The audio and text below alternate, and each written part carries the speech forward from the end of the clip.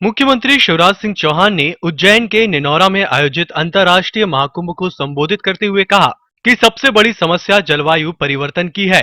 इससे नदियां सूख रही हैं। इस दिशा में पहल करते हुए राज्य सरकार नर्मदा और शिप्रा नदियों को बचाने का काम शुरू करेगी।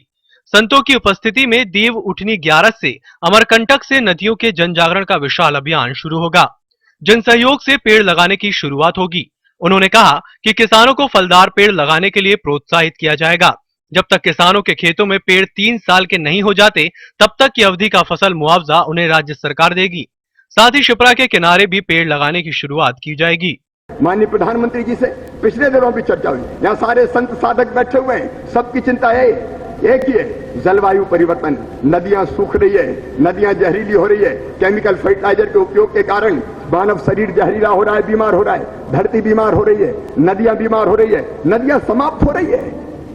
दक्षिण भारत की नदियां, मध्य भारत की नदियां, ये ग्लेशियर से नहीं निकलती, गंगा जी की तरह, यमुना जी की तरह। और ये तो प्रधानमंत्री जी से पिछले दिनों चर्चा हुई थी। उन्होंने मुझे कहा कि ये तो पेड़, बड़े बड़े पेड़ दोनों तटों पर जो थे, पर्वत थे, वो वर्षा का जल अवशोषित करते थे और बाद में बूंद बूंद करके उस जल को छोड़ते थे। वही जल नदिया की धारा बन जाते थे। लेकिन पेड़ कट गए, पर्वत सूने हो गए, तो नदियां धीरे धीरे रीतती जा रही है, सूखती जा रही है। गोदावरी, कृष्णा, कावेरी, हम नर्मदा जी का पानी छिप्रा जी में लाए, लेकिन अगर यही हालत रही, पेड़ वहां नहीं रहे, तो नर्मदा जी में पानी कहां से बचेगा। नर्मदा केवल मध्य प्रदेश नहीं, गुजरात की जीवन रेखा भी है, महाराष्ट्र की जीवन रेखा भी है। और इसलिए नदियों को पुनर्जीवित करना चाहिए। नदियां अगर लुप्त हो गई तो पृथ्वी के अस्तित्व पर ही प्रश्न चिन्ह लग जाएंगे, फिर धरती भी नहीं रहेगी। इसलिए नदियां पुनर्जीवित हो, इसलिए मध्य प्रदेश ने फैसला किया है कि हम नर्मदा जी और क्षिप्रा जी 2 से अपना काम प्रारंभ करेंगे।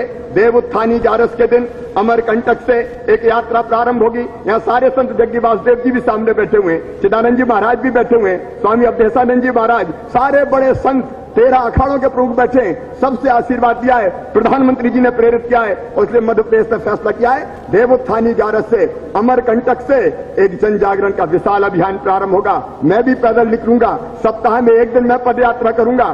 संत करेंगे, समाज सेवी करेंगे, अलग अलग संगठन करेंगे। हम जनता को जगाएंगे कि पेड़ लगाओ। किसानों से आग्रह करेंगे कि ये गेहूं और चना मत पाओ, अब पेड़ लगाओ, फलदार पेड़।